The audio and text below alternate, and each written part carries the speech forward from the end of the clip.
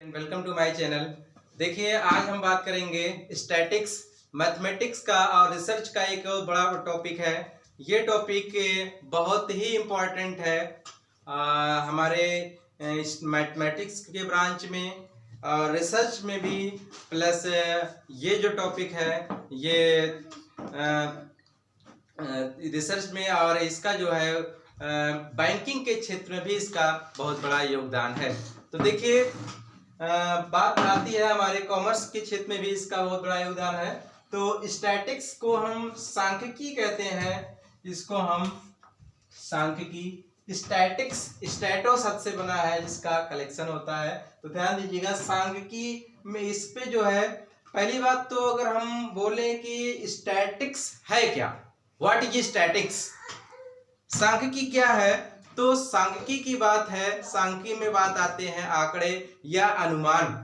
किसी चीज बड़े से बड़े आंकड़ों का जो अनुमान लगाया जाता है वही स्टैटिक्स कहलाता है। एग्जाम्पल तौर पे आपको बताते हैं कि सपोज दैट एक LIC एजेंट है। कोई एक व्यक्ति है जो LIC एजेंट है,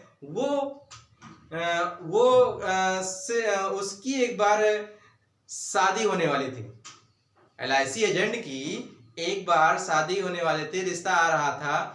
तो देखिए, LIC एजेंट जितने होते हैं उनकी कोई फिक्स सैलरी नहीं होती है, फिक्स ऑक्यूपेशन नहीं, मतलब फिक्स सैलरी नहीं होती है। तो वो अब जो है किसी मंथ में 5,000, किसी मंथ में 8,000, किसी मंथ में 7,000, किसी मंथ में 6,000 बताता है।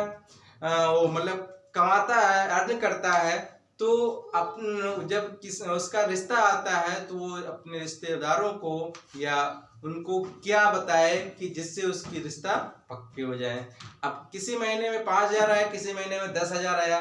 तो अगर वो 5,000 वाला बताता है तो रिश्ता टूट जाएगी, तुरंत रिश्ते वाले भाग जाएंगे, कहेंगे 5,000 में आज के युग में क्या होगा, इससे खर्चा भी नहीं चल सकता है। लेकिन अगर 10,000 वाला बता दे तो भविष्य में हो सकता है और कमी हो जाए, 5,000 हो जाए इनकम, तो भी दिक्कत है, प्रॉब्लम आ जाएगी।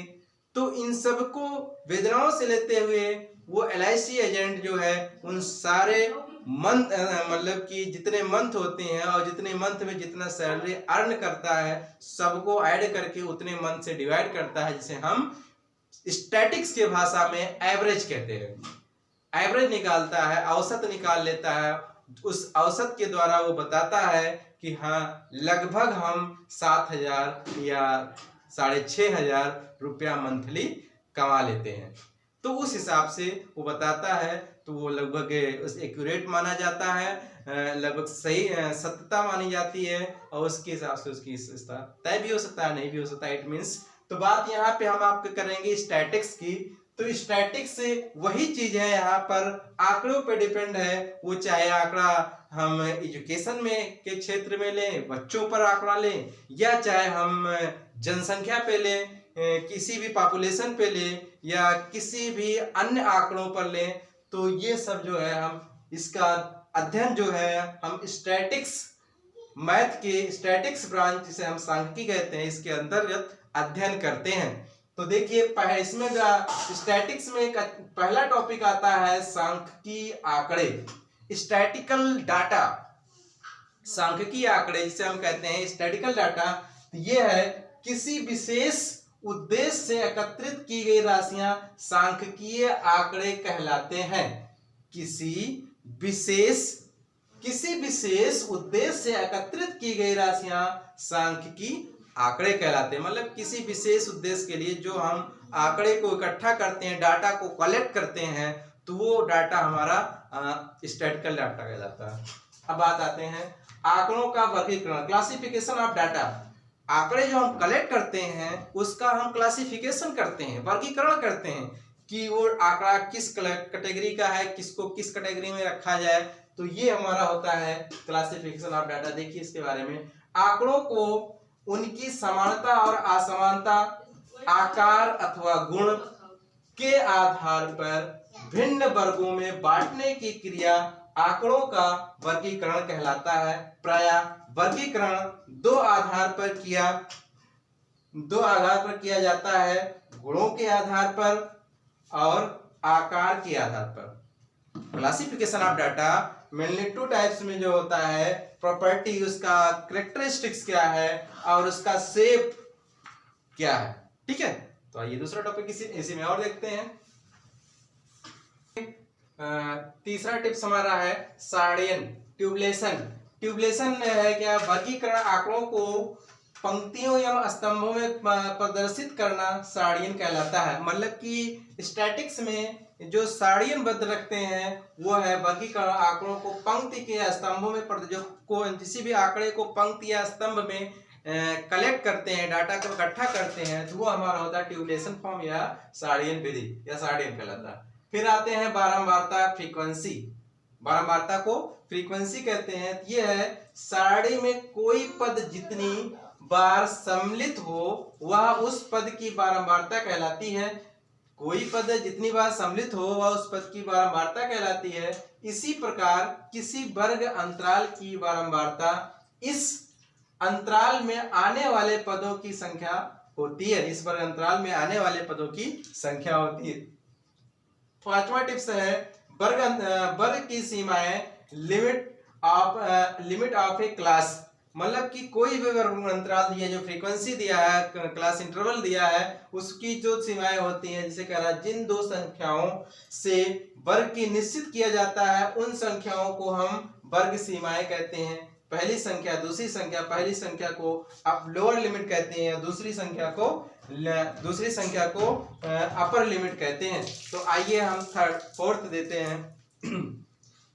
ये हमारा है पांचवा होता है, तो ध्यान दीजिए।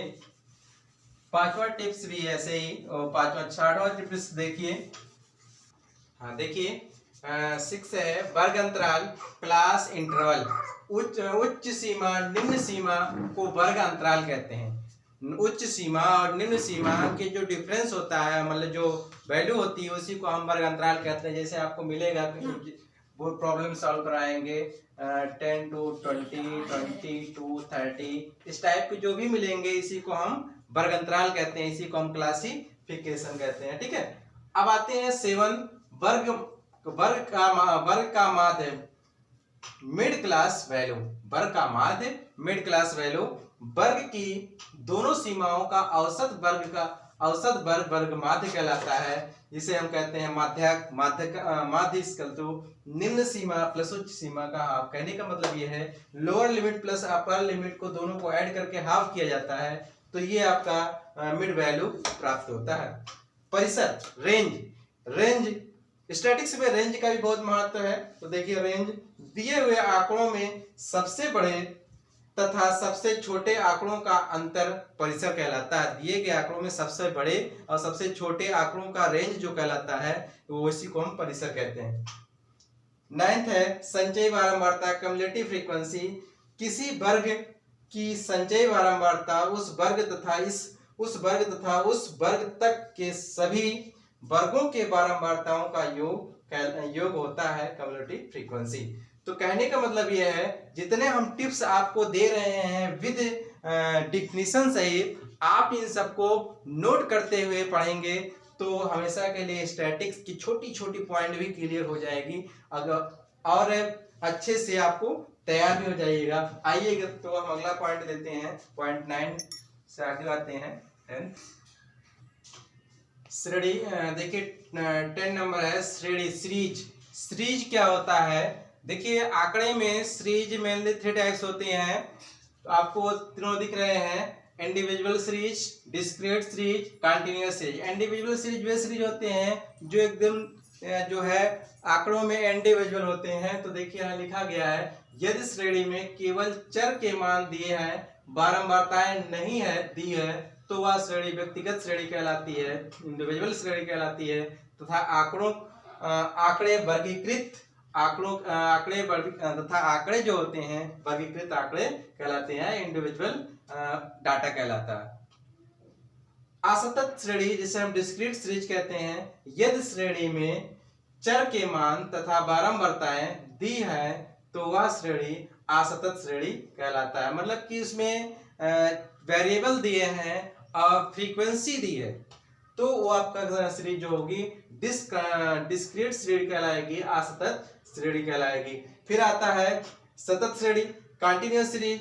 यदि श्रेणी में चर के मान के साथ साथ वर्ग अंतराल के रूप में दिए हों तथा बारंबारताएं दी हो तो श्रेणी को सतत श्रेणी से हम कंटीन्यूअस सीरीज कहते हैं। अब थोड़ा संक्षेप में समझिए कि कंटीन्यूअस पहला जो है इंडिविजुअल सीरीज, वे सीरीज होंगे जो केवल खाली एक नंबर का हो, जैसे होगा 1 2 3 4 5 इस तरह केवल एक टेबल दिया रहेगा तो आपका कहलाएगा इंडिविजुअल सीरीज, जिसमें दो दे रहेंगे बारंबारता और वेरिएबल और फ्रीक्वेंसी, चर और बारंबारता दोनों दिए रहेंगे तो आपका हो जाएगा डिस्क्रीट श्रेणी, जिसे हम असतत श्रेणी कहते हैं, जिसमें तीनों दिए रहेंगे, चर दिया रहेगा, बारंबारता दी रहेगी, क्लास इंटरवल जिसे हम वर्ग अंतराल कहते हैं, ये तीनों जब दिया रहेगा तो वो आपका हो जाएगा कंटीन्यूअस श्रेणी। तो ऐसे ही हम स्टैटिक्स के मेन टिप्स जो है हम आपको बता दिए हैं, विद डिफिनीशन के साथ बता दिए हैं। इसको आप नोट भी कर सकते हैं, नोट कर लीजिए अपने नोटबुक में या नोट कॉपी में, जिससे आपको ये अच्छे से एक नोट्स भी बन जाएगा, तैयार हो जाएगा। फिर आपको नेक्स्ट वीडियो में मिलेंगे स्टैटिक्स के जो हैं जो ग्राफिकल रूप में है, स्टैटिक्स के ग्राफिकल रूप में कितने टाइप से होते हैं उसको हम उसको हम क्लियर करेंगे। फिर आगे चलेंगे मीन मीडियन मॉड की ओर। तो स्टैटिक्स का ये एरिया बहुत ब्रॉड है, तो हम पूरा कोशिश रहेगी कि हर एरिया से हम सारे क्वेश्चन का कलेक्शन और कॉन्सेप्ट आपको पूरा प्रोवाइड कराएंगे। तो आज के लिए इतना ही। Thank you very much.